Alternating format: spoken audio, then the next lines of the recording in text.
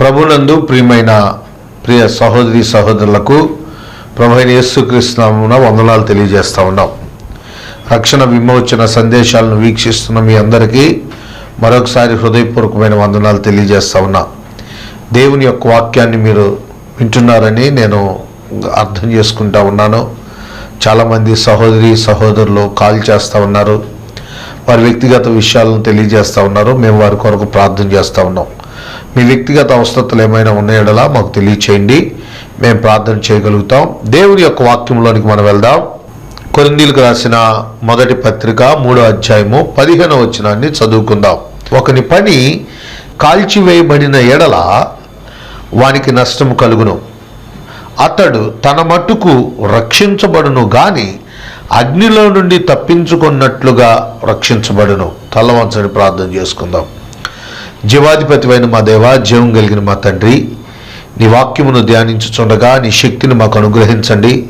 మా ప్రియులతో ప్రియ సహోదరులతో మీరు మాట్లాడండి. నీ వాక్యములో ఉన్న ప్రతి స్పష్టమైన విషయాన్ని గ్రహించి అర్థం చేసుకునే జ్ఞానాన్ని మాకు అనుగ్రహించండి ప్రభా. పరిశుద్ధాత్ముడా, నీ సహాయం లేనిదే మేమేమీ చేయలేం.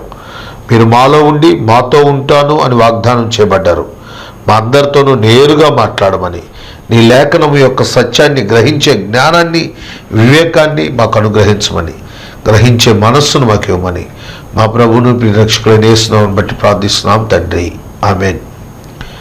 పౌలు కొరింథీయులకు రాసిన పత్రిక ఈ 3వ అధ్యాయం 10వ వచనాన్ని గనక మీరు చూస్తే, 10వ వచనం నుండి గనక చూస్తే చాలా స్పష్టమైన విషయాలు రాస్తా ఉన్నాడు. ఇక్కడ మనం బాగా గ్రహించాలి.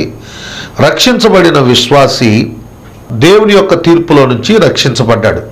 నరకంలో నుంచి అతని జీవితము రక్షించబడింది. మరి రక్షించబడిన జీవితము ఎలా ఉండాలి? తనకు ఇష్టమైన జీవితం జీవించాలా? తనకు ఇష్టం వచ్చినట్టు జీవితం జీవించాలా?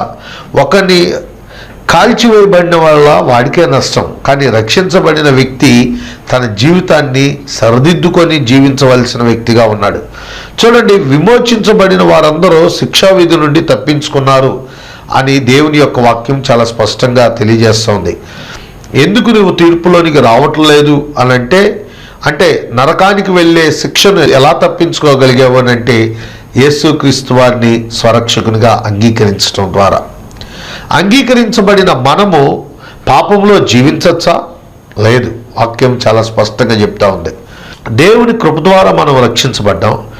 రక్షించబడిన నీవు దేవుని యొక్క కృపలో ఆ కృపకు విలువను తెచ్చే జీవితాన్ని జీవించవలసిన వ్యక్తిగా ఉన్నావు. నీ క్రైస్తవ జీవితం చాలా ఇంపార్టెంట్. చూడండి, రక్షించబడినాక, రక్షణ పొందినాక క్రైస్తవ జీవితాన్ని జీవించవలసిన వారిగా ఉన్నాం. చూడండి, దేవునికి ఆమోదయోగ్యమైన జీవితాన్ని జీవించాలి. క్రైస్ట్ సెంటర్డ్, క్రీస్తు కేంద్రీకృతమైన జీవితాన్ని జీవించాలి. చాలామంది ఇలా చూస్తూ ఉంటారు. కొంతమంది రకరకాలైన అభిప్రాయాలు కలిగిన వారుగా ఉంటారు. కృప ఉంది కాబట్టి మనం రక్షించబడ్డాం. ఎస్, కృప ఉంది, మనం రక్షించబడ్డాం. కానీ మనకి వాక్యాన్ని కనుక చూస్తే వాక్యము 2 రకాలైన తీర్పులను గురించి చెప్తా ఉంది. ఒకటి ధవల సింహాసనం యొక్క తీర్పు, రెండోది భీమాపీఠం యొక్క తీర్పు. మనమందరం ఎత్తబడినాక మధ్యాకాశంలో జరిగే తీర్పు, ఆ తీర్పులో మనమందరము దేవుని ఎదుట లెక్కప్పచెప్పవలసిన వారిగా ఉన్నాం. అంటే విశ్వాసులైన మనకి కూడా దేవుని యొక్క భీమాపీఠం దగ్గర వారి వారి యొక్క పనిని బట్టి దేవుడు వారికి బహుమానాలను ఇస్తూ ఉంటాడు. నా ప్రియ సహోదరి, కనుక రక్షించబడిన నీవు దేవుని యొక్క వాక్యము ద్వారా జీవించబడవలసిన వ్యక్తిగా ఉన్నావు. దేవుని యొక్క వాక్యాన్ని కేంద్రీకృతమై జీవించాలి. ఒకవేళ నువ్వు అలా జీవించకపోతే ఏమైంది? ఒకవేళ నీ జీవితము దేవునితో మమేకమైన జీవితాన్ని జీవించకపోతే ఏమైంది అని అంటే కొన్ని విషయాలు నేను చెప్పాలని ఆశపడతా ఉన్నా. ఒకవేళ విశ్వాసి దేవుని కృప ద్వారా రక్షించబడ్డాడు, రక్షించబడిన తర్వాత కూడా పాపంలో కొనసాగుతూ ఉంటే తన జీవితం ఎలా ఉంటుంది అనే విషయాలను నేను కొన్ని విషయాలు మీతో పంచుకోవాలని ఆశపడతా ఉన్నా. నా ప్రియ సహోదరి సహోదరుడు, బాగా అర్థం చేసుకోవాలి. ఇది వెరీ వైజ్ టాపిక్, బట్ మనకున్న సమయాన్ని బట్టి నేను కొంత సమయాన్ని మాత్రమే తీసుకొని మీతో చెప్పాలి. నాకు కూడా సమయ పరిధి ఉంది కాబట్టి ఆ పరిధిలో నేను చెప్పే ప్రయత్నం చేస్తా ఉన్నా. నరకం నుండి తప్పించబడ్డాం, కానీ గుర్తుపెట్టుకోవాలి, మనం దేవుని దగ్గర లెక్కప్ప చెప్పవలసిన వారిగా ఉన్నాం. మనము నరకానికి వెళ్ళాం రక్షించబడిన తర్వాత.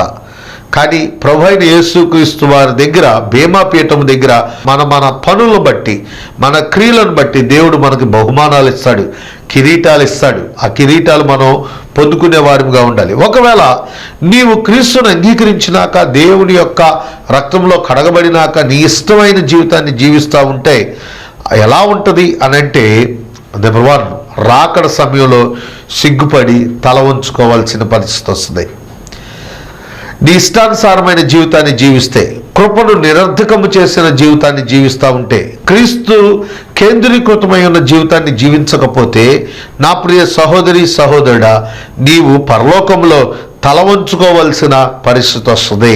చూడండి, 1 యోహాను పత్రిక 2వ అధ్యాయం 28వ వచనం చెప్తున్న విషయం ఏంటి అంటే, కాబట్టి చిన్నపిల్లలారా, ఆయన ప్రత్యక్షమగినప్పుడు ఆయన రాకడ యందు మనము ఆయన ఎదుట సిగ్గుపడక ధైర్యము కలిగి ఉండినట్లుగా మీరు ఆయన యందు నిలిచి ఉండుడి. మనము ఆయన యందు నిలిచి ఉండేవారిగా ఉండాలి. ధైర్యంగా ఉండాలి అనంటే, సిగ్గుపడుకోకుండా తలవంచని స్థితిలో ఉండాలి అనంటే, మనము ఆయన యందు నిలిచి ఉండేవారిగా ఉండాలి. ఒకవేళ నీవు రక్షించబడి కూడా ఇంకా పాపంలో కొనసాగుతూ ఉంటే, ఈ క్షణాన ప్రభు అయిన యేసుక్రీస్తు వారు మధ్యాకాశానికి వచ్చి తన దూతలు బోరలు గనక మ్రోగిస్తూ ఉంటే, నా ప్రియ సహోదరి సహోదరుడా, నీ పాపమును బట్టి నీవు తల వంచుకోవాల్సిన వ్యక్తివిగా ఉండవు. నీ పాపాన్ని బట్టి నీవు తలదించుకునే పరిస్థితుల్లో ఉంటావు. చాలామంది ఏమనుకుంటున్నారంటే, మనం రక్షించబడ్డాం, మనం ఎలా చేసినా పర్లేదు, రక్షణ మనకు ఉంది కాబట్టి, పరలోకం అనేది మనం పొందుతున్నాం కాబట్టి మనం ఎలాంటి జీవితాన్నైనా జీవించవచ్చు అనే దౌర్భాగ్యమైన ఆలోచనలో జీవిస్తూ ఉన్నారు. Yes, that's 100% right. ఒకసారి రక్షించబడ్డావు అని అంటే రక్షణ పర్మనెంట్. అది దేవుడి కృప వలన కలిగిన దానము కాబట్టి ఎవడో నీ యొద్ద నుంచి తీసివేయలేడు. కానీ నువ్వు విశ్వాస జీవితాన్ని జీవించకపోతే రాకడ సమయంలో తల వంచుకునే వ్యక్తిగా ఉంటావు. ఎందుకు అనంటే, ఆయన యందు నిలిచి ఉండలేదు కాబట్టి. ఎందుకు అనంటే, ఆయనలో నిలకడైన జీవితాన్ని జీవించలేదు కాబట్టి నీవు సిగ్గుపడే వ్యక్తివిగా ఉంటావు. My first point. ఒకవేళ నీవు అవిశ్వాస సంబంధమైన జీవితాన్ని జీవిస్తూ ఉంటే, క్రీస్తుని ఎరిగి కూడా ఇంకా లోకంలో ఉన్న వాటిని ప్రేమిస్తూ లోక సంబంధమైన పాప బాంధవ్యంతో అంటుకట్టబడిన జీవితాన్ని జీవిస్తున్న వ్యక్తివిగా గనక ఉంటే, నీవు దేవుని యేసు క్రీస్తు వారి యొక్క రాకడలో సిగ్గుతో తల వంచుకునే వ్యక్తిగా ఉంటావు. నీ జీవితం తల వంచుకోవాల్సిన పరిస్థితిలోకి వస్తాయి. కనుక ఆయన యందు నిలిచి ఉండే వ్యక్తులముగా ఉందాం. ఇంకో విషయాన్ని కూడా కనుక చూస్తే, మన జీవితాంతం క్రీస్తు కొరకు చేసిన పనుల్ని నష్టపోయే వారిగా ఉంటాం. నీవు క్రీస్తు యందు నిలకడగా కనుక జీవించకపోతే, నీవు క్రీస్తు యందు ఆయనకు యోగ్యమైన జీవితాన్ని జీవించకపోతే, నా ప్రియ సహోదరి, నీ జీవితాంతము దేవుని కొరకు చేసిన పనిని నష్టపోయే వ్యక్తులముగా ఉంటావు. ఇదే కొరింథీయులకు రాసిన పత్రిక 3:12 నుండి 15 వచనాలు కనుక చూస్తే, ఇక్కడ కొన్ని విషయాలు చెప్తున్నాడు. చూడండి, ఈ పునాది ప్రభు అయిన యేసుక్రీస్తు వారు. ఈ పునాది మీద కట్టబడిన వారుగా ఉండాలి మనం. ఈ పునాది మీద ఇక్కడ కొన్ని విషయాలు చెప్తున్నాడు. వెండి, బంగారము, వెలగల రాళ్ళు. ఆ తర్వాత ఇంకొన్ని విషయాలు చెప్తున్నాడు. కర్ర, గడ్డి, కోయకాలు మొదలైన వాటితో కట్టిన ఎడల వాని పని కనబడును. ఇక్కడ మనం అర్థం చేసుకోవాల్సిన విషయం ఏంటి అని అంటే, బంగారము, వెండి, వెలగల రాళ్ళు వాటి పనితీరును కనపరుస్తూ ఉంటాయి. కానీ గుర్తుపెట్టుకోవాలి, గడ్డి, కర్ర, కోయకాలు అవి వాటి పనిని కనపరుస్తూ ఉంటాయి. విలువ లేని పని, విలువ కలిగిన పని. ఈ విషయాన్ని బాగా అర్థం చేసుకోవాలి. ఇక్కడ ఈ 3 కాల్చినా వాటి యొక్క సొగసు కానీ వాటి యొక్క స్థితి కానీ పోని ఉన్నాయి. ఇక్కడ ఇవి కాల్చితే కాలిపోయేవిగా కనపడతా ఉన్నాయి. కనుక అందుకనే నా ప్రియ సహోదరి, క్రీస్తు మీద కట్టబడుతున్న నీవు మంచి వెలగలిగిన జీవితంలోనే జీవించాలి. ఒకవేళ నీవు ఎన్ని విలువ కలిగిన పనులు చేసినా క్రీస్తు రాకడలో గనక ఆయన ఇచ్చే బహుమానపు లిస్టులో చివరి వ్యక్తి అయిపోయావు అనుకోండి, ఇక బహుమానం లేని జీవితాన్ని జీవించాల్సిన వ్యక్తిగా ఉన్నావు. చూడండి, ఇంకా వాని పని కనబడును, ఆ దినముందున, ఇది దేవుని తీర్పు దినము, దానిని తేటపరచును, అది అగ్ని చేత బయలుపరచబడును, మరియు వాని పని ఎట్టిదో దానిని అగ్నియే పరీక్షించును. నీ పని ఎలాంటిదో, విలువ కలిగిన పనా, విలువ లేని పనా, అగ్ని తేల్చి చెప్పింది. నువ్వెలా ఉన్నావో, గడ్డితో కట్టబడిన ఆత్మీయ జీవితం అనుకోండి, కర్రతో కట్టబడిన ఆత్మీయ జీవితం అనుకోండి, కొయ్య కాలుతో కట్టబడిన జీవితం అనుకోండి, అది అగ్నిలో కాలిపోయేదిగా ఉంటుంది. కానీ వెలగలిగిన జీవితం జీవించాలి. అందుకే క్రీస్తు కేంద్రీకృతమై ఉన్న జీవితాన్ని జీవించాలి. విశ్వాసి, నీ విశ్వాస జీవితంలో నువ్వు నష్టపోయే వ్యక్తివిగా ఉంటావు, నువ్వు ఆత్మ సంబంధమైన జీవితాన్ని జీవించకపోతే. చాలామంది ఏమనుకుంటున్నారంటే, పర్లేదు పర్లేదు పర్లేదు, ఎలా జీవించినా పర్లేదు, ఏ విధంగా బ్రతికినా పర్లేదు, ఏ విధంగా ఉన్నా పర్లేదు, మనం ఆదివారం వెళ్తున్నాం, ప్రభు సన్నిధికి వెళ్తున్నాం, ప్రభు బల్లలో మనం చేయి వేస్తూ ఉన్నాం, మనకు కలిగిన దాంట్లో నుంచి కానుకేస్తూ ఉన్నాం, ఎందుకంటే ఏముంది, వచ్చిన తర్వాత మనం ఇష్టమైన జీవితాన్ని జీవిద్దాం. క్రీస్తు కేంద్రీకృతమైన జీవితం కాకుండా సొంత ఆలోచనతో కూడిన జీవితాన్ని జీవిస్తూ ఉన్నారు. చూడండి, ఆదివారం దేవుని సన్నిధిలో చాలా పవిత్రంగా కనపడుతున్నారు, కానీ వారి హృదయాలు చాలా అపవిత్రతతో నిండి ఉన్నవిగా కనపడుతున్నాయి. అలాంటి వ్యక్తులు గుర్తుంచుకోవాలి. నా ప్రియ సహోదరి, నీవు క్రీస్తు కేంద్రీకృతమై ఉన్న జీవితాన్ని జీవించాలి. లేని ఎడల ఆ దినమందు నీవు ఎన్ని మంచి పనులు చేసినా, ఎలాంటి మంచి పనులు చేసినా, అయ్యా నేను మందిరం కట్టడానికి చాలా డబ్బులు ఇచ్చానయ్యా, గుడి కట్టామయ్యా, గుడిలో ఫ్యాన్ వేసామయ్యా, ఎన్ని మంచి పనులు చేసినా ఆ మంచి పనుల వల్ల నీకు కీర్తి రాదు, పైగా నువ్వు నష్టపోయిన వ్యక్తివై ఉంటావు. Dear brothers and sisters, try to understand this point. నీ పని కీర్తించబడాలి అని అంటే 14వ వచనం చూడండి, ఆ పునాది మీద ఒకడు కట్టబడి పని నిలిచిన ఎడల వాడు జీతము పుచ్చుకొనును. The God see the your work. నీ పనిని చూస్తాడు దేవుడు, నీ పనిని బట్టి బహుమానాన్ని ఇస్తాడు. నీ పనిలో నైపుణ్యత లేదనుకోండి, ఆ పని నష్టపోయిందై ఉంటుంది. ఉదయం అంతా కష్టపడ్డాడు ఒక వ్యక్తి, సాయంత్రం జీతాన్ని తీసుకోవటానికి ఆ ఓనర్ దగ్గరికి వెళ్ళాడు. ఆ ఓనర్ అన్నాడు, ఏం చేసావు నువ్వు పని అని అడిగాడు. ఏం చేసావు నువ్వు పొద్దున్నుంచి? నీ పనిలో నాణ్యత లేదు, నీ పని ఆకర్షణీయంగా లేదు, నీ పని ఇంపుగా లేదు అని ఆ ఓనర్, ఆ పని చేసిన ఆ జీతగాన్ని, లేకపోతే ఆ కూలీకి వచ్చిన ఆ వ్యక్తిని, నీకు జీతం లేదు, నువ్వు చేసిన పనికి మేము జీతం ఇవ్వలేము అని అంటే, ఆ జీతగాడు ఎలా సిగ్గుతో తల వంచుకుంటాడో నా ప్రియ సహోదరి. ఆయన విందులో నీవు కూడా అలాగే తల వంచుకునే పరిస్థితుల్లోకి నువ్వు వెళ్ళకూడదని ప్రభు నీతో మాట్లాడుతున్నాడు. దేవుని యొక్క వాక్యం నీతో మాట్లాడుతుంది. నువ్వు అర్థం చేసుకునే జీవితాన్ని జీవించాలి. అందుకని 15వ వచనం కూడా చూస్తే అందుకని ఆ మాట అంటున్నాడు, ఒకని పని కాల్చివేయబడిన ఎడల వానికి నష్టం కలుగును. ఒకవేళ నువ్వు ఎంత చేసి నీ 60 సంవత్సరాలు 70 సంవత్సరాల ఆత్మీయ జీవితంలో భక్తి లేని క్రైస్తవ మూఢత్వంగా నువ్వు జీవిస్తూ బ్రతుకుతా ఉన్నావు అనుకోండి, ప్రయోజనం లేదు. నిజమైన శ్రేష్టమైన వెలగలిగిన జీవితాన్ని జీవించావు అనుకోండి, క్రీస్తు అనే పునాది మీద కట్టబడిన నీ జీవితానికి ప్రతిఫలం ఉంటుంది. నువ్వెన్ని చేసినా చూడండి, క్రీస్తు అనే పునాది మీద కట్టబడితే ఆ కట్టడానికి జీతం ఉంటుంది, లేకపోతే జీతం పుచ్చుకోలేవు. ప్రభు చాలా స్పష్టంగా చెప్తున్నాడు, ఆ దినమందు వాని పనిని బట్టి వారు ప్రతిఫలమును పొందుతారు. జీతమును పుచ్చుకునే వారిగా ఉంటాం. జీతము నా యొద్దనుంది అని యేసు ప్రభు వారు చెప్తున్నాడు. నా ప్రియ సహోదరి, నీవు జీవితాంతం దేవుని కొరకు మంచి పనులు చేసి ఉండొచ్చు. నువ్వు ఆత్మీయ జీవితంలో భ్రష్టుడుగా గనక ఉంటే, నువ్వు చేసిన పని మంచి పనులన్నీ నష్టపోయే వ్యక్తివిగా ఉంటావు. ఈ విషయాన్ని నీ హృదయంలో పెట్టుకో.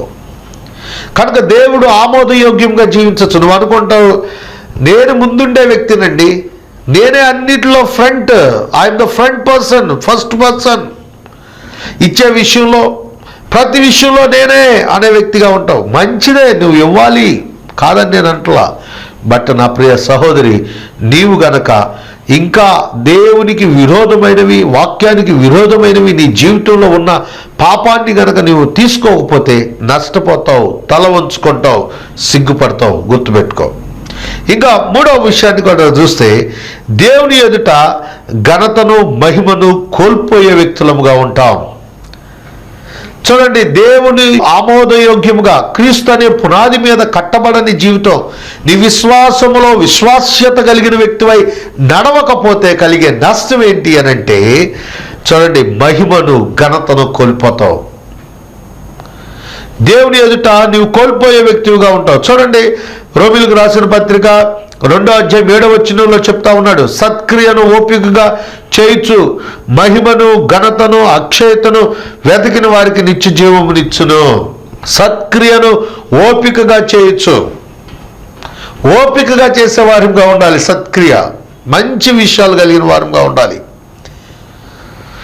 సత్క్రియలను మనం మంచిగా చేయాలి. నలుగురు చూస్తున్నారనో, నలుగురు వలన మనకి కీర్తింపబడతామనో ఎలా చేసే వ్యక్తులముగా ఉండకూడదు. దేవుని యొక్క లేఖనం చాలా స్పష్టంగా చెప్తా ఉంది, దేవుని ఎదుట నీవు మహిమపరచబడాలి అనంటే, ఘనపరచబడాలి అనంటే నీవు ఈ క్రియలు నమ్మకమైన వ్యక్తివిగా ఉండాలి. చూడండి, salvation is the one time, the sanctification is the daily process. ప్రతి దినము దేవుని ఎదుట మనం శుద్ధి చేసుకోవాలి. ప్రతి దినము మన వ్యక్తిగత జీవితాన్ని పరిశీలన చేసుకోవాలి. నెలకొకసారి స్నానం చేస్తే ఏమైద్ది, వారానికి ఒకసారి స్నానం చేస్తాంలే అనుకుంటే ఏమైద్ది? దినదినము మన జీవితాన్ని పరిశుభ్రం చేసుకోవాలి. చూడండి, మేము నెలకొకసారి ఉతుక్కుంటామని అంటామా? We will clean everything daily. మనం కడిగేవులేండి ప్లేటు అని అట్లా ఉంచుతామా? లేదు, we will clean everything daily. Use చేసే ముందు, యూజ్ చేసిన తర్వాత కూడా మనం క్లీన్ చేసుకునే వారిగా ఉంటాం. నీ పరిసరాలను అంత పరిశుభ్రంగా చూసుకునే వ్యక్తిత్వం కలిగిన వ్యక్తివై ఉన్నప్పుడు నీ ఆత్మీయ జీవితాన్ని ప్రతి దినము నువ్వు పరిశుభ్రంగా చూసుకోవాల్సిన వ్యక్తివిగా ఉన్నావు. డియర్ సిస్టర్స్ అండ్ బ్రదర్స్, నీ ఆత్మీయ జీవితం చాలా ప్రాముఖ్యమైంది. దేవుడు దానికి బహుమానాలు ఇవ్వబోతా ఉన్నాడు. The salvation is the one time process, sanctification is the daily process. పరిశుద్ధంగా ఉండటం అనేది ప్రతి దినము జరగవలసిన ప్రక్రియ. నీ వ్యక్తిగత జీవితాన్ని పరిశీలన చేసుకుంటూ ప్రభు బల్ల ముందుకు వెళ్తూ ఉంటారు చాలామంది. వెళ్తున్నప్పుడు నీ జీవితాన్ని ప్రభు దగ్గర పెట్టాలి. ప్రభువా, నీకు ఆయాసకరమైనవి, రోతకరమైనవి నాయనా, నా జీవితంలో ఏమైనా ఉన్న ఎడల నన్ను క్షమించండి అని దేవుని దగ్గర క్షమాపణ అడిగి, మరలా కుక్క తన వాంతికి తిన్నట్లుగా మరలా బయటకు వచ్చినాక అదే పని చేసే వ్యక్తులంగా ఉండకూడదు. When we ask the forgiveness, we have to live with that. మనం ఎప్పుడైతే దేవుని ఎదుట వాటిని క్షమించమని అడిగామో వాటిని అప్పుడే విడిచిపెట్టి బయటకు వచ్చేసేవారు ఉండాలి. చాలామంది ఏమనుకుంటున్నారంటే, పర్లేదులే నాకు టికెట్ ఉంది, very good, you have the ticket because you accepted Jesus. నువ్వు యేసుని స్వరక్షకునిగా అంగీకరించావు కాబట్టి ఆ రక్షణ నీకుంది. కానీ నీవు ఆ రక్షణ విలువని ఎరిగి జీవించే వ్యక్తిగా ఉండాలి. రక్షణ కోల్పోవు, రక్షణ కోల్పోతారని నేను ఎక్కడ చెప్పలా, బాగా అర్థం చేసుకోండి. కానీ ప్రతిఫలాలను, బహుమానాలను కోల్పోతావని మాత్రం గ్రహించాలి. బహుమానాలను కోల్పోతావు, మహిమను ఘనతను కోల్పోతావు. ఇంకో విషయాన్ని చూద్దాం. చూడండి, నీవు బాగా దేవుని ఎదుట ఉన్నతమైన జీవితాన్ని జీవించాలని ప్రభువాక్యం సెలవిస్తూ ఉంది. ఇంకో విషయాన్ని కనుక చూస్తే, పరలోకంలో దేవుణ్ణి సేవించి దూతలను ఏలుబడి చేసే అవకాశాన్ని కోల్పోతాం మనం. పరలోకంలో దేవుణ్ణి సేవించే దూతలను ఏలుబడి చేసే అవకాశాన్ని కోల్పోతాం. నీవు భక్తి జీవితం కాకుండా ఇష్టమైన జీవితాన్ని జీవిస్తూ ఉంటే, ఈ లోకానుసారమైన జీవితాన్ని జీవిస్తూ దేవుడు ఆమోదించిన జీవితం కనుక జీవించకపోతే, you lose to rule the angels. దూతలను పరిపాలన చేసే, అంటే ఏలుబడి చేసే అవకాశాన్ని కోల్పోతావు. చూడండి, మత్తయి సువార్త 25వ అధ్యాయం 14 వచనం నుండి 30 వచనాలు కనుక మీరు ధ్యానం చేస్తే మీకు అందులో అర్థమవుతూ ఉంటుంది. నేను ఒక మాటను చెప్పాలనుకుంటున్నా. ఆ 25వ అధ్యాయంలో కనుక చూస్తే, అదే మత్తయి సువార్త 25వ అధ్యాయంలోనే 21వ వచనం కనుక చూస్తే, అక్కడ ప్రభు ఈ మాట అంటున్నాడు, అతడు యజమానుడు, బలా నమ్మకమైన మంచి దాసుడా, నీవు కొంచెంలో నమ్మకంగా ఉంటివి, నిన్ను అనేకమైన వాటి మీద నియమించదను, నీ యజమానుని సంతోషములో పాలు పంపులు పొందమని అతనితో చెప్పాను. ఇక్కడ ఈ ఉపమానం మనందరికీ తెలుసు. దీన్ని మీరు 30 దాకా చదవండి, మనకున్న సమయాన్ని బట్టి నేను ముందుకు వెళ్తా ఉన్నా. చూడండి, అక్కడ ప్రభు అంటున్నాడు, అతడి యజమానుడు బలా నమ్మకమైన మంచి దాసుడా అని అంటున్నాడు. ఇంకేమంటున్నాడో తెలుసా? యజమానుని సంతోషంలో పాలు పంపులు పొందమని అంటున్నాడు. నమ్మకంగా ఉంటివి గనుక నిన్ను అనేకమైన వాటి మీద నియమిస్తా ఉన్నా. నీ ఆత్మీయ జీవితంలో నువ్వు నమ్మకంగా ఉంటే దేవుడు నిన్ను అనేక విషయాల్లో హెచ్చించేవాడుగా ఉంటాడు, అనేకమైన వాటిని నీకు అనుగ్రహించేవాడుగా ఉంటాడు. ఆత్మీయ నమ్మకత్వాన్ని కోల్పోయిన జీవితాన్ని జీవించొద్దు. చూడండి, ఒక మనిషి దగ్గర ఒక వ్యక్తి నమ్మకత్వాన్ని కోల్పోతే మనం ఏదైనా అడుగుతున్నప్పుడు ప్రతిసారి ఈ మాటను అంటూ ఉంటాం. మీ పిల్లలు 10th క్లాస్లో 600 మార్కులు తెస్తానని చెప్పి తేలేకపోయారు అనుకోండి, నువ్వేమంటావు? పోయినసారి కూడా నువ్వు ఇట్లాగే అన్నావు, పోయినసారి కూడా నువ్వు ఇట్లాగే అన్నావు అని చాలాసార్లు అంటారు కదా. చూడండి, ఇంకా ఎవరైనా మన దగ్గర డబ్బులు తీసుకొని టైంకి ఇవ్వలేదనుకోండి, మరలా వచ్చి అతను డబ్బులు అడుగుతున్నప్పుడు ఏం చెప్తారు? మీరు టైంకి ఇవ్వలేకపోయారు అని అంటారు కదా. నమ్మకత్వాన్ని కోల్పోయే వ్యక్తులముగా ఉండద్దు. బలా నమ్మకమైన మంచి దాసుడా అని పిలువబడే పిలుపుకు లోబడిన జీవితాన్ని జీవిద్దాం. మన యజమానుడైన ప్రభువైన దేవుడు వధువు సంఘానికి ఆయన తీర్పు తీర్చడానికి మధ్యాకాశానికి రాబోతూ ఉన్నప్పుడు మనమందరం ఎత్తబడి దేవుని యొక్క విందులో మనమందరం ఉంటాం. అప్పుడు ఆయన మనకు బహుమానాలు ఇస్తాడు. We are going to receive the rewards. మనం పొందుకుంటున్న ఆ బహుమానాలు మనం అన్నీ పొందుకునే వారికి ఉండాలి అని అంటే మన జీవితం బల అనిపించేదిగా ఉండాలి. అలాంటి జీవితాన్ని జీవించండి. ఒకవేళ అలాంటి జీవితాన్ని జీవించకపోతే you lose the great opportunity to rule the angels. గొప్ప అవకాశాన్ని కోల్పోతావు నా ప్రియ సహోదరుడా. ఇంకా ఏంటి, ఏం లూజ్ అవుతావు అని కనుక చూస్తే, నువ్వు నమ్మకంగా యథార్థంగా దేవుని పునాది మీద కట్టబడని జీవితాన్ని జీవించడం వలన కోల్పోయే మరొక స్థాయి ఏంటో తెలుసా?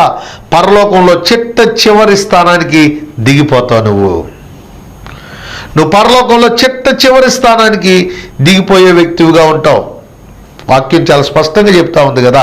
ఈ మాటను చూస్తే మొదటి వారు కడపటి వారు అవుదురు, కడపటి వారు మొదటి వారు అవుదురు అనే వాక్యాన్ని చూస్తా ఉన్నాం. 19వ అధ్యాయం 30వ వచనం మత్తయి సువార్త. నా ప్రియ సహోదరి, చివరి స్థాయి వ్యక్తి అయిపోతావు. Your B a last person in heaven. ఇది చాలా బాధాకరమైన విషయం. ఇంకా ఏం కోల్పోతావు? దేవుని క్రీస్తు అనే పునాది మీద నీ జీవితము క్రీస్తుతో కేంద్రీకృతమై ఉన్న జీవితాన్ని జీవించకపోతే ఏమి నువ్వు లూజ్ అయిపోతావు అని అంటే బహుమానాలను పోగొట్టుకునే వ్యక్తివిగా ఉంటావు. ఇక్కడ చెప్తున్నాడు కదా 14-15 మొదటి కొరింథీయులకు రాసిన పత్రిక 3వ అధ్యాయము 14-15 వచనాల్లో కనుక చూస్తే, పునాది మీద ఒకడు కట్టిన పని నిలిచిన ఎడల వాడు జీతం పుచ్చుకొనును, ఒకడు పని కాల్చివేయబడిన ఎడల వాడికి నష్టం కలుగును. నీవు పునాది మీద కట్టబడే వ్యక్తిగా ఉండాలి.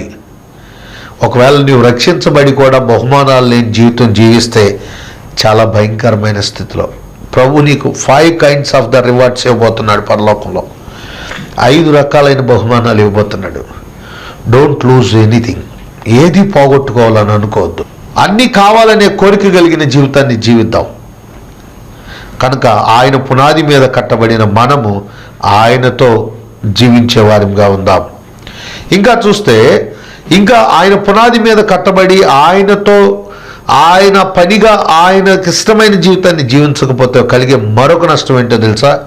చూడండి, ఇతరుల పట్ల చేసిన పొరపాట్లు తిరిగి ఫలితాన్ని పొందే వారిగా ఉంటాం. కొన్నిసార్లు మనం రక్షించబడిన వారిగా ఉండి కూడా, ఆత్మీయ జీవితాన్ని జీవించే వారిగా ఉండి కూడా మనం ఇతరుల పట్ల అసూయను అన్యాయతను ప్రదర్శించే వారిగా ఉంటాం. దానివల్ల you will get the returns.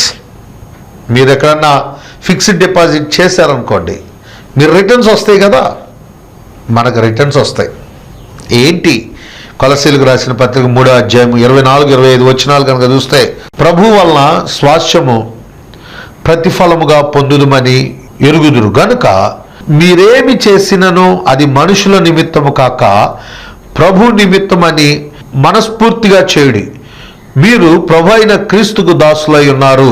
ఏది చేసినా మనుషుల కోసం చేయొద్దు, దేవుని కోసం చేద్దాం. 25వ వచనం కనుక చూస్తే, అన్యాయము చేసిన వానికి తాను చేసిన అన్యాయము కొలది మరలా లభించును. విశ్వాసి లోక సంబంధిగా ఆలోచించొద్దు, నువ్వు దేవుని సంబంధిగా చూడు. దేవుని సంబంధమైన జీవితాన్ని జీవించు. నువ్వేం చేస్తావో దానికి నీకు రిటర్న్ వస్తుంది. You will get the returns. నువ్వు అన్యాయం చేసావు అనుకోండి, నీకు అన్యాయం వస్తుంది. వాక్యం చాలా స్పష్టంగా చెప్తున్న విషయాలు ఇవి. విశ్వాస సంబంధమైన జీవితాన్ని జీవిస్తున్న నీవు చాలా అర్థం చేసుకున్న జీవితాన్ని జీవించాల్సిందిగా హృదయపూర్వకంగా చెప్తున్నా. చూడండి, ఒకని పని కాల్చివేయబడిన ఎడల వానికి నష్టం. నీ పని కాల్చివేయబడిన ఎడల నీకే నష్టం. ఏంటి ఆ నష్టము అనంటే, నువ్వు దేవుని యొక్క పునాది మీద కట్టబడి ఆ పునాది మీద ఎదగకపోతే దేవుని యొక్క రాకడ సమయంలో సిగ్గుతో తలవంపులు కలిగిన జీవితాన్ని జీవిస్తావు. తన జీవితాంతం దేవుని కొరకు చేసిన పనుల్లో నష్టపోవటం జరుగుతూ ఉంటుంది. ఇంకో విషయాన్ని కనుక చూస్తే, దేవుని ఎదుట మహిమను ఘనతను కోల్పోయిన వ్యక్తిగా ఉంటాడు. పరలోక రాజ్యంలో దేవుని దూతలను ఏలుబడి చేసే అవకాశాన్ని కోల్పోయే వ్యక్తిగా ఉంటాడు. పరలోక రాజ్యంలో చివరి స్థాయికి దిగిపోయిన వ్యక్తిగా ఉంటాడు. బహుమానాలను, పరలోకమందు దేవుడిచ్చే బహుమానాలను కోల్పోయే వ్యక్తిగా ఉంటాడు. ఇతరుల పట్ల చేసిన పొరపాట్లకు తగిన ప్రతిఫలాన్ని అనుభవించేవాడుగా ఉంటాడు. డియర్ బ్రదర్స్, నువ్వు క్రీస్తు అనే పునాది మీద కట్టబడ్డావు. ఆ పునాది మీద నీ జీవితాన్ని ఎదగని, వృద్ధి చెందని. ఆ పునాదిని చూడు. ఆ పునాది చాలా విలువ కలిగిన పునాది.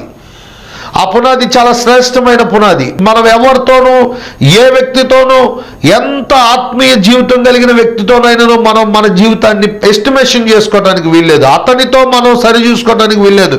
ప్రతిసారి మన జీవితాన్ని క్రీస్తుతో సరి చూసుకోవాల్సిన వ్యక్తులముగా ఉన్నాం.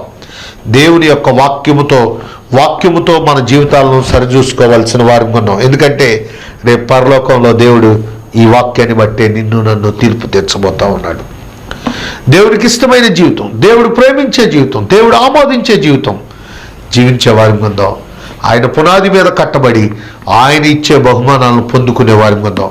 ఎందుకమ్మా, నీవే ఆత్మానుసారంగా జీవించలేక భ్రష్టత్వంలో ఉండే వ్యక్తిగా ఉంటావు. This is a great opportunity, use it. God bless you. తల వంచండి, ప్రార్థన చేద్దాం. పరిశుద్ధుడా, జీవాధిపతి అయిన మా దేవా, విన్న వాక్యమును నాయన మా హృదయాల్లో నీరు కట్టి ఫలింపు చేయండి తండ్రి.